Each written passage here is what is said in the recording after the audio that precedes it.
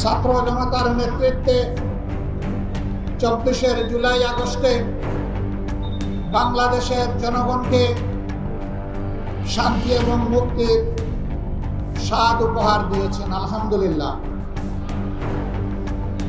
আমাদের গর্বিত সন্তানেরা জীবন বাজি রেখে সেদিন গুলির সামনে বুক পেতে দিয়ে যে লড়াই করেছিল, সেই লড়াইয়ের ফসল আজকের নতুন বাংলাদেশ। তাদের এই ত্যাগ এবং কুরবানির কারণে, তাদের সাথে গোটা জাতির সংহতি প্রকাশ করার কারণে, তাদের পাশে দাঁড়িয়ে লড়াই করার কারণে অসংখ্য শহীদের রক্তের ফোঁটা এবং মুসলমানের চোখের পানির ফোঁটা মহান রবের দরবারে কবুল হওয়ার কারণে আজকে এই নতুন বাংলাদেশ আমরা পেয়েছি। সুতরাং বাংলাদেশের সকল দল মতের বন্ধুদেরকে আমি আহ্বান জানাবো, আমাদের যে সন্তানদের ত্যাগের ফসল হিসাবে অসংখ্য লাশ আর বঙ্গত্বের বিনিময়ে নতুন বাংলাদেশ পেয়েছি, আমরা যেন এমন কোনো কথা না বলি, এমন কোনো আচরণ না করি যে কথা এবং আচরণ আমাদের সন্তানদের মনে কষ্টের উদ্রেক করতে পারে। তাদের প্রতি ভালোবাসা উপহার দিন, তাদের সেন্টিমেন্ট এবং আকাঙ্ক্ষাকে উপলব্ধি করার সুযোগ গ্রহণ করুন এবং তাদের প্রতি সম্মান প্রদর্শন করুন। 2006 সালের 28 অক্টোবর থেকে শুরু করে 2024 সালের 5 আগস্ট পর্যন্ত একটি দলের এবং পরবর্তী পর্যায়ে স্বৈর শাসকের হাতে বাংলাদেশের যে সমস্ত মানুষ নিহত হয়েছেন, আমি তাদের প্রতি গভীর শ্রদ্ধা জ্ঞাপন করছি। মাবুদের দরবারে দোয়া করছি আল্লাহ যেন তাদেরকে শহীদ হিসেবে কবুল করেন। যারা আহত এবং পঙ্গু হয়েছেন তাদের প্রতি শ্রদ্ধা এবং সহানুভূতি জ্ঞাপন করছি। আল্লাহ তাআলার দরবারে দোয়া করে আল্লাহ তাদেরকে সুস্থতার পরিপূর্ণ নিয়ামত দান করুন। প্রিয় দিনাজপুরবাসী, সহকর্মী ভাই এবং বোনেরা, আপনারা বড় মজলুম ছিলেন, পুরা সংগঠনটাই মজলুম ছিল। একে একে চোখের সামনে আমাদের শীর্ষ 11 জন দায়িত্বশীল নেতাকে দুনিয়া থেকে নির্মমভাবে বিদায় করা হয়েছে। 5 জনকে ফাঁসির কাস্টে ঝুলানো হয়েছে, বাকিদেরকে মৃত্যুর দিকে ঠেলে দেওয়া হয়েছে। শহীদ আমিরে জামাত মৌলানা মতিউর রহমান নিজামী থেকে শুরু করে সাবেক আমিরে জামাত অধ্যাপক গোলাম আজম এবং কোরআনের পাখি আল্লামা দিলওয়ার হোসেন সাঈদী সহ সকলের প্রতি এই নির্মম আচরণ করা হয়েছে। তাদেরকে মিথ্যা অভিযোগে সাজানো আদালতে পাতানো সাক্ষী দিয়ে দুনিয়া থেকে তাদেরকে বিদায় করা হয়েছে। তাদের অপরাধ ছিল তারা দেশকে ভালোবাসে, তাদের অপরাধ ছিল দেশের মানুষকে তারা ভালোবাসে, তাদের অপরাধ ছিল তারা একটি দুর্নীতিমুক্ত, একটি সুষম বাংলাদেশ তারা দেখতে চেয়েছিলেন। তারা দেখতে চেয়েছিলেন একটি মানবিক কল্যাণ রাষ্ট্র। এটাই তাদের অপরাধ। যারা চুরি চামারি ডাকাতি করে, যারা কোন দর্শনের সাথে সরাসরি জড়িত, যাদের কুৎসিত কাহিনী প্রতিদিন মিডিয়া এবং পত্রিকার পাতা ভরে যেত, তারাই এই সমস্ত ভালো মানুষগুলোকে সহ্য করতে পারে নাই। তারা চেয়েছিল তাদের মতো সারা বাংলাদেশের মানুষ খারাপ হয়ে যায়। রাজনৈতিক দলগুলো জনগণের সাথে তাদের মতো প্রতারণা করুক, ধোঁকাবাজি করুক, মানুষের জীবন ইজ্জত আর সম্পদ নিয়ে টানাটানি করুক। বাংলাদেশ জামাত ইসলামী আল্লাহকে ভয় করে বলেই এই সমস্ত কুকর্মের সাথে জড়িত ছিল না।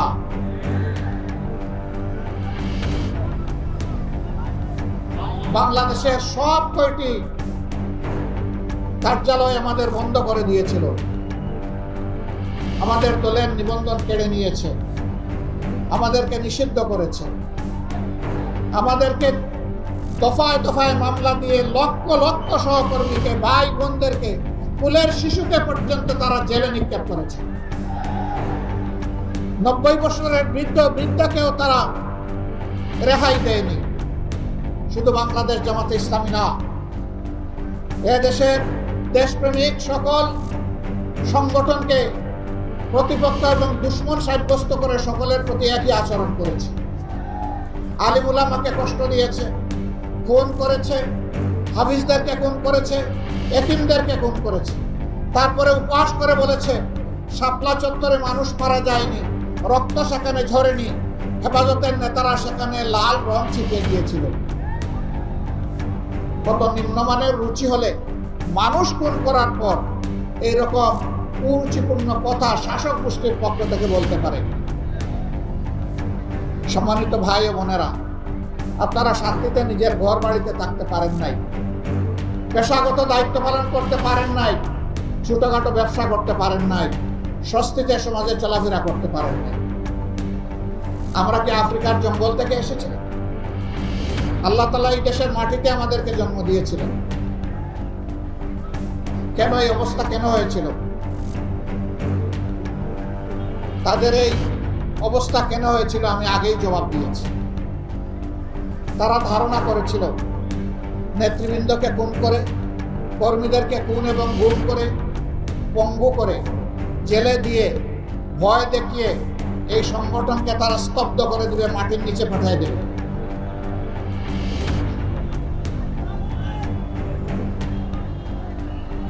ভাইকে বোধহয় সমস্যা হচ্ছে, একটু খেয়াল করো।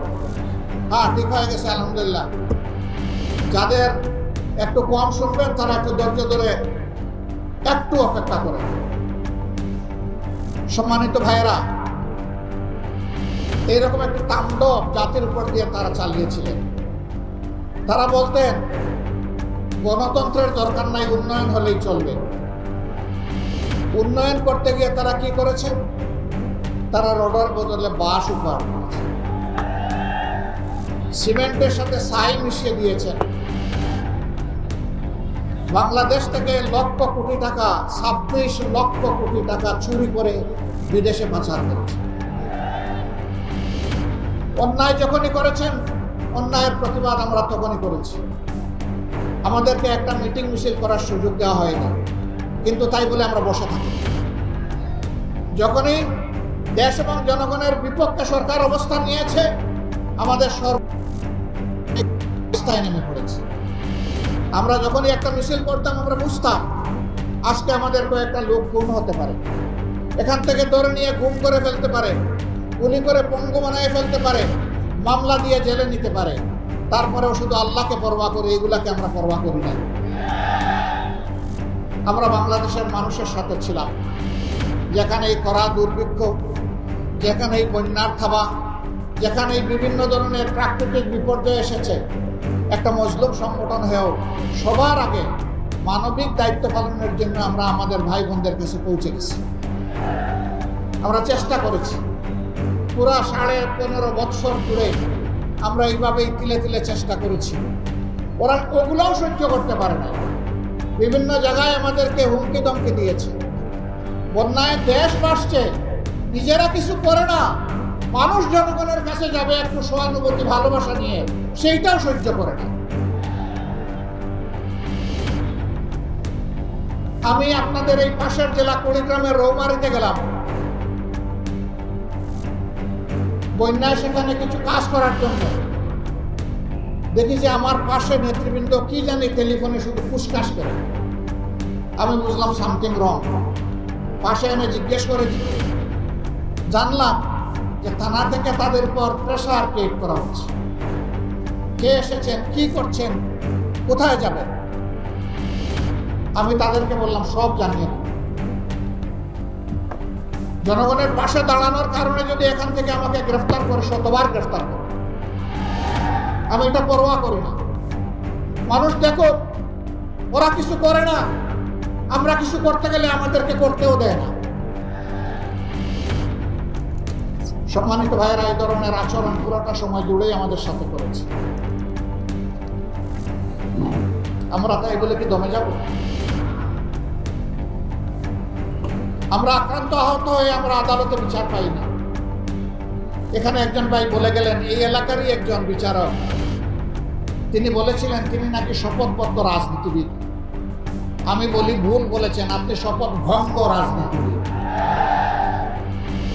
আপনি যখন বিচারকের শপথ নেন, সেই শপথে লেখা ছিল কোন রাগ অনুরাগের বশবর্তী হয়ে আপনি কোন রায় দেবেন না।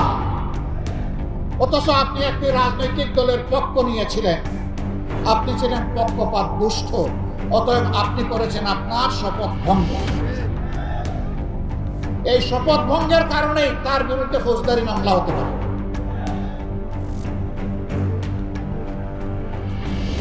এইভাবে তারা বিচার করেছে, নির্বাচন কমিশনকে বশীভূত করেছে, গোলাম বানিয়েছে। বাংলাদেশের মানুষকে তারা চেয়েছিল তাদের গোলাম বানাতে। আল্লাহ তাআলা আমাদেরকে মুক্তি দিয়েছে। অতীতে যারা আমাদের বিরুদ্ধে ষড়যন্ত্র করে আঘাত দিয়ে কষ্ট দিয়ে মনে করেছিলেন এই দেশ থেকে নিশ্চিহ্ন করে দেবেন, আমি মহান আল্লাহর পর ভরসা করে তাদেরকে জানাতে চাই, যত ষড়যন্ত্র করবেন, যত আঘাত দিবেন, আল্লাহ তাআলা এই সংগঠনকে তত বেশি এগিয়ে দিবেন। কারণ আমরা মানবতার জন্য কাজ করি। আমাদের একটা মানবিক হৃদয় আছে, হার্ট আছে। এখানে একজন হিন্দু ধর্মের সম্মানিত নেতা ভাই, একটা কলেজের তিনি অধ্যক্ষ ছিলেন, তিনি বলেছেন এমন একটা বাংলাদেশে আমরা বসবাস করতে চাই যেই বাংলাদেশে আমাদেরকে আতঙ্কে থাকতে হবে না। আমি তাদেরকে বলি, কারা আতঙ্কমুক্ত বাংলাদেশ দিতে পারবে সেই দলটাকে খুঁজে বের করুন। 54 বছর আপনাদের জমি জমা অবৈধভাবে দখল করে নাই, আপনাদের সম্পদ লুণ্ঠন করে নাই, আপনাদের ইজ্জতের উপরে হাত দেয় নাই, সেই দলকে ইনশাল্লাহ আপনারা খুঁজে পাবেন। একটু বিবেক দিয়ে, বিবেকের চক্ষু দিয়ে দেখলেই পেয়ে যাবেন।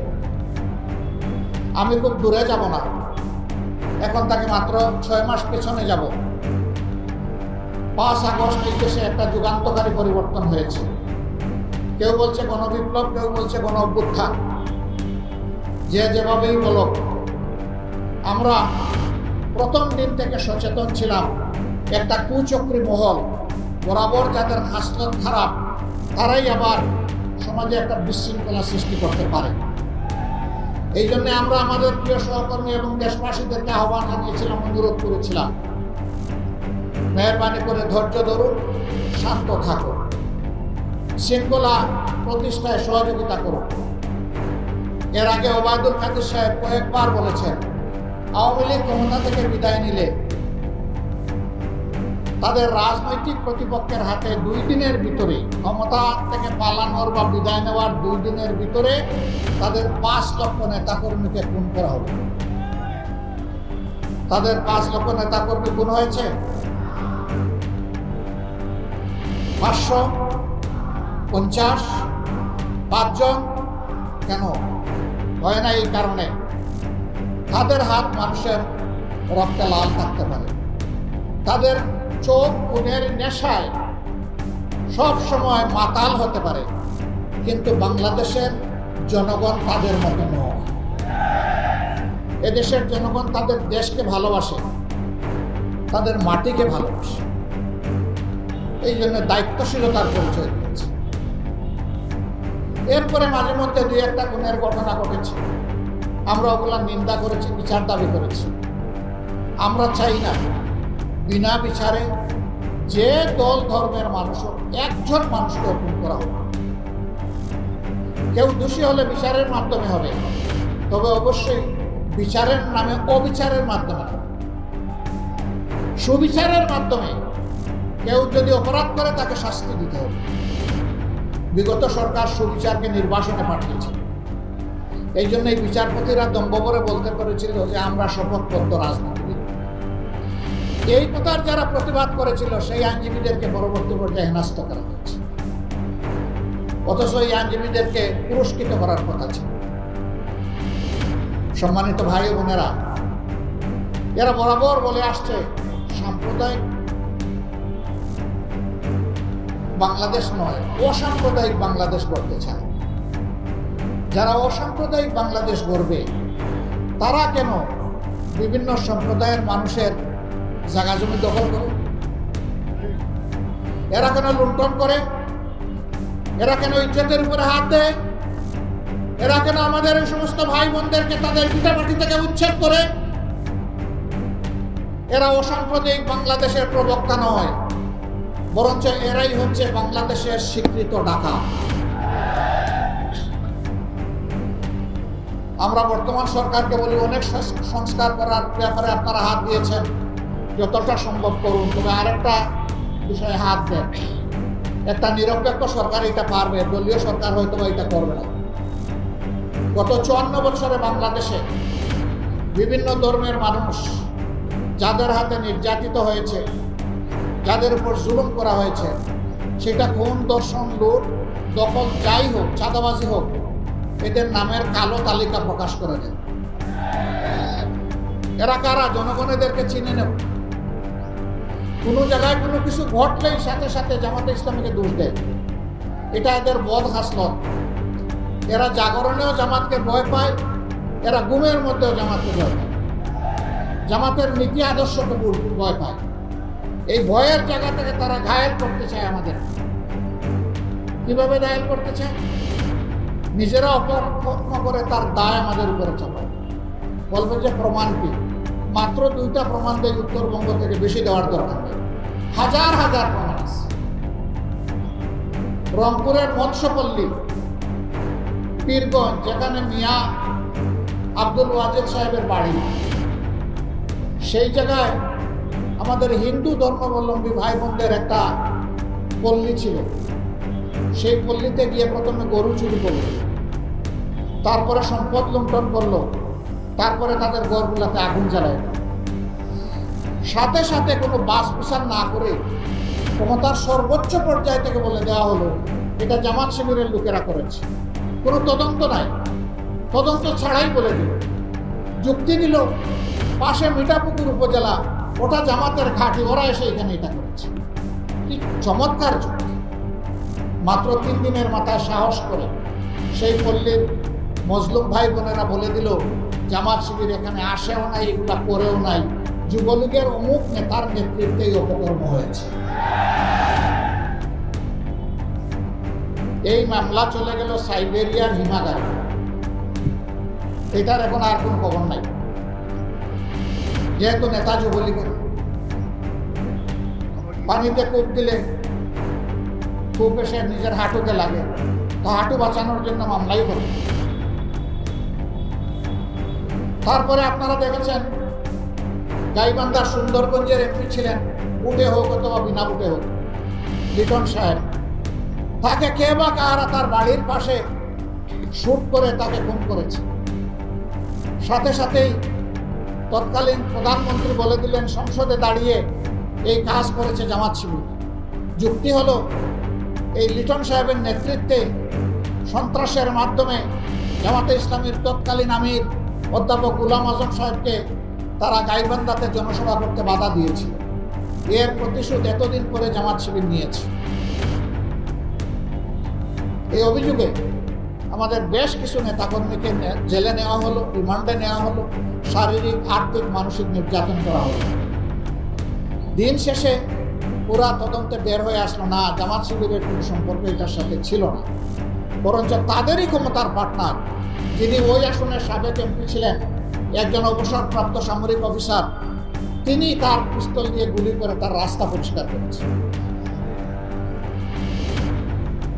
আদালতের গারদে তার সাথে আমার দেখা হলো, আমি চিনতাম না, লম্বা চুল, সম্ভবত কুপাও বেঁধেছেন। ভদ্র চেহারা, একটা চেহারা এক কোণে বসে আছেন, আমি আর এক কোণে বসে আছি। কিউরিওসিটি নিয়ে জিজ্ঞেস করলাম যে আপনার পরিচয়, কি মামলায় আপনি এখানে? তিনি বললেন আমার বাড়ি সুন্দরগঞ্জ, আমি কর্নেল অমুক, এবং আমাকে লিটন হত্যার দায়ে শাস্তি দেওয়া হয়েছে। আরও 3টা মামলা পেন্ডিং আছে আমার বিরুদ্ধে। খুনের মামলার রায় হয়েছে, অস্ত্র মামলা রয়ে গেছে, আরও কি একটা মামলা ওনার আছে। আমি তখন ওনাকে চিনলাম, অথচ দায়টা দেওয়া হলো জামাত শিবিরের ঘাড়ে। সম্মানিত ভাই ও বোনেরা, এই ছিল আওয়ামী লীগের অবস্থা। যেখানেই কোনো অপকর্ম সেখানেই নিজেরা জড়িত, আর দায়টা জামাত শিবির। রাখে আল্লাহ মারে। তারা দফায় দফায় আমাদেরকে হাতে বিনা টিকেটে বলতেন অমুক দেশে চলে যাও, আর একটা ভিসা দিবেন, একটা টিকিট তো দিবেন। টিকিট ভিসার ব্যবস্থা না করে বলে অমুক দেশে চলে যাও। আপনারা কোন দেশে এবং কোন টিকিট নিয়ে এখন দেশ থেকে চলে গেলেন? আমরা তো কখনো বলি না এই দেশ ছেড়ে চলে যান, আমরা এটা বলবো না। বাংলাদেশের সকল নাগরিকের এই দেশে বসবাস করার বৈধ অধিকার রয়েছে। আমরা একটা কথা পরিষ্কার করতে চাই, এখানে বিভিন্ন ধর্মের ভাই বোনেরা আছেন। আমরা বাংলাদেশে কোনো মেজরিটি মাইনরিটি মানি না। আমরা বিশ্বাস করি এই দেশের বুকে যেই জন্ম নিয়েছে বাংলাদেশের সংবিধান তাকে সমান অধিকার দিয়েছে। সুতরাং মর্যাদার দিক থেকে তিনি একজন মর্যাদাপূর্ণ বাংলাদেশের নাগরিক। আপনারা কখনো নিজেদেরকে মাইনরিটি মনে করবেন না। এই মাইনরিটি বলে বলেই আপনাদের উপর এতদিন এত অত্যাচার হয়েছে। আপনারা আমাদের ভাই বোন, আমরা সহমর্মিতার সাথে একসাথে গর্বের সাথে বাংলাদেশে বসবাস করতে চাই। তারা আমাদের বিরুদ্ধে আরো অনেক বিষোদ্গার ছড়ায়। আদর্শ নাই তো, চরিত্রও নাই। দেশপ্রেম কি আছে না আছে আল্লাহ ভালো জানেন আর জনগণ ভালো জানে, আমরা কিছু বলবো না। যাদের দেশপ্রেম আছে তারা দেশের জনগণের টাকা চুরি করবে। সম্মানিত ভাই বোনেরা, তারা বলে জামাতে ইসলামী ক্ষমতায় গেলে নারী সমাজকে ভয় দেখানোর জন্য বলে তোমাদেরকে ঘরের ভিতরে আটকায় ফেলবে, এর হতে পারবে। দেখেন, প্রমাণ দেখেন। ডান দিকে এখানে পুরুষদের আলহামদুলিল্লাহ গেদারিং, বাম দিকে আমাদের বোনদের গেদারিং। তারা ঘর থেকে বের হয়ে আসে নাই। আমাদের মা বোনেরা বিভিন্ন পেশাগত দায়িত্ব পালন করে না, সামাজিক কাজকর্ম করে না, সবই করে, সবই করবে ইনশাআল্লাহ। সেদিন বাড়তি দুইটা জিনিস নিয়ে আরো করবে তারা, আনন্দের সাথে করবে। একটি হচ্ছে মর্যাদা, আরেকটি হচ্ছে নিরাপত্তা। এখন তাদের সামাজিক মর্যাদাও কম আর নিরাপত্তা একেবারেই নাই। এই দুইটাই সেদিন নিশ্চিত করা হবে ইনশাআল্লাহ। রাষ্ট্রীয় দায়িত্ব পালনের ক্ষেত্রে দেখা হবে না কে কোন দলের আর কে কোন ধর্মের, দেখা হবে তিনি এই দায়িত্বের উপযুক্ত কিনা। যিনি যে দায়িত্বের উপযুক্ত তার হাতে সেই কাজটি তুলে দেওয়া হবে ইনশাআল্লাহ। তরুণ যুব সমাজকে আমাদের বিরুদ্ধে খেপানো হয়েছে কালের পর কাল, যুগের পর যুগ। এখন তারা বুঝেছে এগুলা সবগুলাই ছিল দেশ বিরোধী ষড়যন্ত্র। এই যুবকদেরকে তৎকালীন প্রধানমন্ত্রী গালি দিয়েছিলেন, সেই গালির প্রকৃত জবাব তিনি পেয়ে গেছেন। পেয়ে যান নাই? পেয়ে গেছেন। আলহামদুলিল্লাহ, আমরা প্রতিশোধের রাজনীতিতে বিশ্বাস করি। নইলে আমাদের উপর যে পরিমাণ জুলুম করা হয়েছে, যদি আমাদের কর্মীরা ধৈর্য না ধরত তাহলে এই দেশে অনেক প্রতিশোধ নেওয়া হয়ে যেত। আমরা বলেছি হ্যাঁ, যতটা খুন হয়েছে সবগুলা খুনের বিচার হতে হবে। বন্ধুরা, আপনারা কিন্তু আবার লিখবেন না যে খুনের বিচার করব। মাঝে মাঝে কিন্তু মিডিয়ার বন্ধুগণ আমার কথাকে বদলাইয়া বলেন খুনের বিচার করবো। আমি বিচার করার কি? আমি কি বিচারক? বিচারকের আসনে বসে যারা বিচারক তারা বিচার করে। আমরা বলছি বিচার হতে হবে, এই বিচার আমরা দাবি করি। খুনের বিচার যদি না হয় তাহলে খুনের সংস্কৃতি বন্ধ হবে না। লুটপাটের বিচার যদি না হয় লুটপাটের সংস্কৃতি বন্ধ হবে না। চাঁদাবাজদের বিচার যদি না হয় চাঁদাবাজি বন্ধ হবে না। ঘুষখোরের বিচার যদি না হয় ঘুষখোরি বন্ধ হবে না। সুতরাং সকল অন্যায়ের বিচার হতে হবে, এ বিচার আমরা দাবি করি। কিন্তু তাই বলে আইন কেউ হাতে তুলে নেও, এটাও আমরা পছন্দ করি না। আইন আইনের গতিতে চলবে। বিচার করতে গিয়ে কোনো অবিচার হোক, ওটাও আমরা চাই না। আমরা চাই ন্যায় বিচারের মাধ্যমে যার যেটা পাওনা সে যেন সেটা পেয়ে যায়। এইরকম একটা বাংলাদেশ আমরা করতে চাই। আমাদের সন্তানদেরকে আমরা আশ্বস্ত করতে চাই, তোমরা যে বৈষম্যহীন বাংলাদেশের স্লোগান দিয়ে বলেছিলে উই ওয়ান্ট জাস্টিস, আমরা তোমাদের সাথে আছি। আমরা তোমাদেরকে ভালোবাসি। তোমাদের অবদানের জন্য আমরা তোমাদের কাছে কৃতজ্ঞ এবং তোমাদেরকে আমরা শ্রদ্ধা করি। তোমরা আমাদের অহংকার, তোমরা আমাদের গর্ব। আগামীর বাংলাদেশ ইনশাআল্লাহ আমরা তোমাদের হাতে তুলে দিতে চাই। আমরা তোমাদের পাশে থেকে দোয়া করতে চাই, সাহায্য করতে চাই। পড়ার আগে আমরা দেখে যেতে চাই আমার প্রিয় বাংলাদেশ সাম্য এবং সৌহার্দ্যের বাংলাদেশ। আমার প্রিয় বাংলাদেশ একটা মানবিক বাংলাদেশ। এই মানবিক বাংলাদেশের জন্যই আমাদের সংগ্রাম, আমাদের সাধনা। এই সংগ্রামে আমরা আপনাদের সকলকে পাশে চাই, সাথে চাই। এই সংগ্রাম তখনই সফল হবে যখন আল্লাহর দেওয়া বিধান অনুযায়ী মানুষ ন্যায় বিচার পাবে। আল্লাহর দেওয়া বিধানের বাইরে কেউ ন্যায় বিচার নিশ্চিত করতে পারবে না, পারে না। আল্লাহর দেওয়া বিধান সমস্ত সৃষ্টির জন্য, শুধু মানুষের জন্য না। সমস্ত ধর্মের জন্য, নির্দিষ্ট কোনো ধর্মের জন্য না। যারাই মানুষ তাদের জন্য আল্লাহর এই সাম্যের বিধান। আমরা সেই বিধানের বাংলাদেশ করতে চাই। এইখানে ভিন্ন ধর্মের বিভিন্ন ধরনের ভাইরা এখানে বক্তব্য রেখেছেন। জামাতের কাছে তারা প্রত্যাশা ব্যক্ত করেছেন। আপনারা দোয়া করুন যে কথাগুলো আমাদের মুখ দিয়ে বের হয় আমরা যেন সেই কাজগুলো করতে পারি। আমরা যেন জাতির সাথে প্রতারণা ধোঁকাবাজি না করি। আমরা যেন জীবন দিয়ে হলে আমাদের কথা রক্ষা করতে পারি। আমরা যেন অন্যায়ের কাছে মাথা নত না করি, বরঞ্চ আমাদের মাথাটা বারবার নত হোক শুধু সৃষ্টিকর্তা আল্লাহ তাআলার কাছে। মহান আল্লাহ আমাদের সহায় হোক। আপনারা কষ্ট করে সবাই এসেছেন, সবাইকে আমার পক্ষ থেকে ধন্যবাদ, কৃতজ্ঞতা এবং অভিনন্দন। আমাদের সালাম নিয়ে ঘরে ঘরে পৌঁছে যাবেন। শান্তি, সাম্য এবং মানবিকতার এই আবেদন, এই দাওয়াত নিয়ে, কোরআনের দাওয়াত নিয়ে আপনারা ঘরে ঘরে পৌঁছে যাবেন। দিনাজপুরের একটা ঘরও যেন এই দাওয়াতের বাইরে না থাকে, আমি আপনাদের কাছে সেই আহ্বান জানাবো। আপনারা পারবেন তো? ইনশাআল্লাহ পারবেন। সাম্যের এবং মানবিক বাংলাদেশ গড়ার জন্য আপনারা প্রস্তুত? তাহলে কিন্তু আমাদের লড়াই শেষ হয়নি, সংগ্রাম শেষ হয়নি। সংগ্রাম তখনই শেষ হবে যেদিন সত্যিকার অর্থে একটা মানবিক বাংলাদেশ গড়ে উঠবে। সবাইকে অভিনন্দন, সবাইকে অভিনন্দন, বুক ভরা অভিনন্দন। আসসালামু আলাইকুম ওয়া রাহমাতুল্লাহ। বাংলাদেশ জিন্দাবাদ, বাংলাদেশ জামাতে ইসলামী জিন্দাবাদ।